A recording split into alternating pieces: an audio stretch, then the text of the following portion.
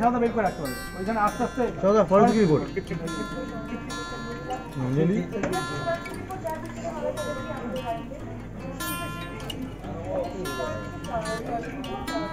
বলা হয়েছে যাই দিতে না হ্যাঁ হ্যাঁ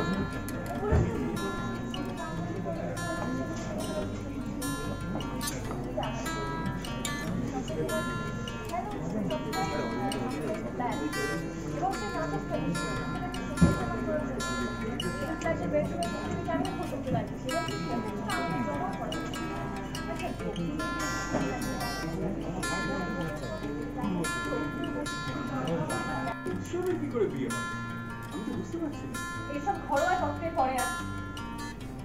তার আগে আমি যে কথাটা বলছিলাম সেটা কমপ্লিট করি এই রেজিস্ট্রি সার্টিফিকেটটা এটা যে জাল এটা যে নকল তার এভিডেন্স আমার কাছে আছে আমি লিখছি এবং এই রেজিস্ট্রি সার্টিফিকেটে রেজিস্ট্রার হিসেবে যিনি সই করেছেন এটা না সরি আমি না বললি আমি কি করে বিয়ে হয় আমি তো বুঝতে পারছি এসব ঘরোয়া তত্ত্বের পরে আসে তার আগে আমি যে কথাটা বলছিলাম সেটা কমপ্লিট করি এই যে রেজিস্ট্রি সার্টিফিকেটটা এটা যে জাল এটা যে নকল তার প্রমাণ আমি দিয়েছি তাছাড়াও এই রেজিস্ট্রি সার্টিফিকেটে রেজিস্ট্রার হিসেবে যার সইটা আছে তিনি কনফার্ম করেছেন তার সইটা নকল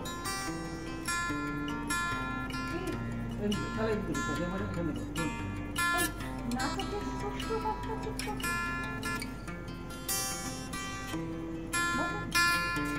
বেশ তাহলে আমি বলছি সূত্রপাত কোথায় হবে সূত্রপাত কোথেকে কোথা থেকে হবে সূত্র হলে ফরেনসিক রিপোর্ট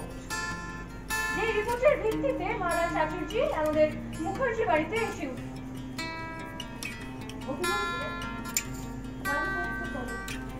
যার ফলে নাকি উৎসব ওকে খুন করার চেষ্টা করেছে ওর পিঠে ছুরি লিখে দিয়েছে তাই না সবটাই তো মিথ্যে সবটাই তো প্ল্যান করা এবং সেই নাটকটাকে প্রমাণ করার জন্য সেই মিথ্যেটাকে সত্যি প্রমাণ করার জন্য ওরা ওদের ফ্ল্যাটের বেডরুমে সিসিটিভি ক্যামেরা লাগিয়েছে ওকে জেলে ঢুকিয়ে দেবে সেই ঘরে দেখিয়ে মালা চ্যাটার্জি এই বাড়িতে এসে উঠছে এবং সবাইকে আদর চলছে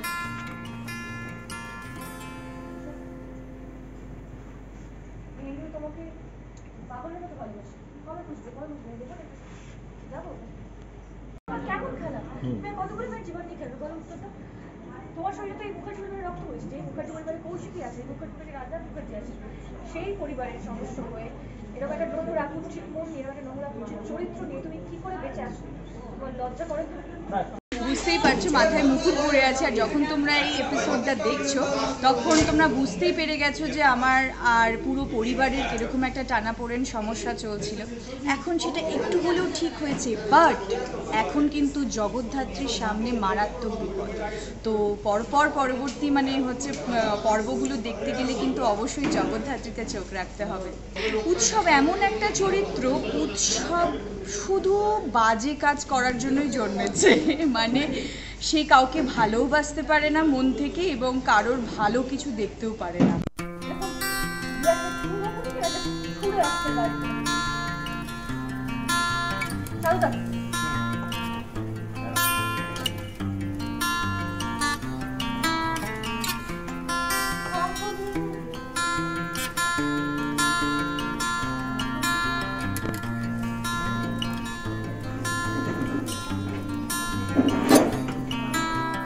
আমি দাঁড়াচ্ছি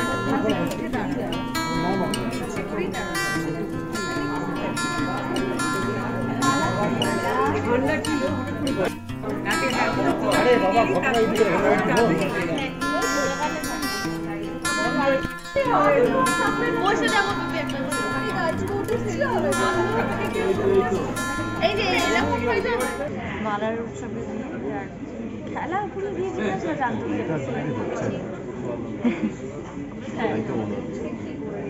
এটা আলটিমেটলি এবং কি হচ্ছে সেটা তো দেখে জানতে পারি এটাই বলতে চাইবো মজার পর্ব আসছে এখানে আন্দোলন সিরিয়াস সেটাই আমি বলছিলাম যে এই যে এত টেনশনের পর্ব কেন একটা সিরিয়াস একটা বিষয় গেল ঝামেলা গেল বাড়ির উৎসব আর একজন বিয়ে এসে তার বিয়ে করার চেষ্টা করছে কেন কি সবটা রিভিল হলো আর সেই শুটিংটা হলো শুটিং কটা দেখতে পাবেন আপনারা খুব শীঘ্রই দেখতে পাবেন এবং এই পর্ব থেকে কিন্তু দুর্গাপুজো যেহেতু আসছে তো একটা মানে বাঙালির এমনি একটা খুশি খুশি ব্যাপার চলে তো আমাদের পর্ব যেটা খুশি খুশি একটা উৎসব রিলেটেড একটা মজার একটা আনন্দের পর্ব আসছে ভালো লাগে যখন দর্শক ভালোবাসা দেয় তবে জগদ্ধাত্রীর যাই গুণগান হয় সেই ক্রেডিটটা কিন্তু সম্পূর্ণটা দাদার যিনি লিখছেন যিনি সুন্দর করে গল্পটা লিখছেন আমার আই উইশ যে আমি যাতে যেভাবে উনি ভেবে লিখছেন সেভাবে যাতে করতে পারি এবং দর্শক যদি ভালোবাসা দেয় ওনার যদি ভালো লাগে এর থেকে বেশি কী চাওয়ার থাকতে পারে বলবো আশীর্বাদ করবো যাতে আরও ভালো করে কাজ সেটা সবাই জানো অলরেডি যে শেষ মোমেন্টে গিয়ে কিছু না কিছু একটা আউটস্ট্যান্ডিং কিছু একটা করবেই তো ঘুরে গেল ইটস ওকে মানে উৎসবও তো থামবে না ও ঘোরাতেই পারে বাট ডেফিনেটলি দাদারও যেভাবে ওকেও পাওয়ারফুল বানিয়েছে আমাকেও নিশ্চয়ই পাওয়ারফুল বানিয়ে চলেছে কন্টিনিউয়াসলি যদিও নয় আমাকেও পাওয়ারফুল বানিয়েছে দাদা এবং সেই হয় না সেই টেক্কায় একটা ব্যাপার হচ্ছে যে আমি ওকে টেক্কা দিচ্ছি আমাকে টেক্কা দিচ্ছে হ্যাঁ ফাইনালি হয়তো জগদ্ধাত্রী গিয়ে সব কিছু হাসিলি করে নিতে পারছে বা সব কিছু প্রমাণ করে সব কিছু বন্ধু করে দিতে পারছে বাট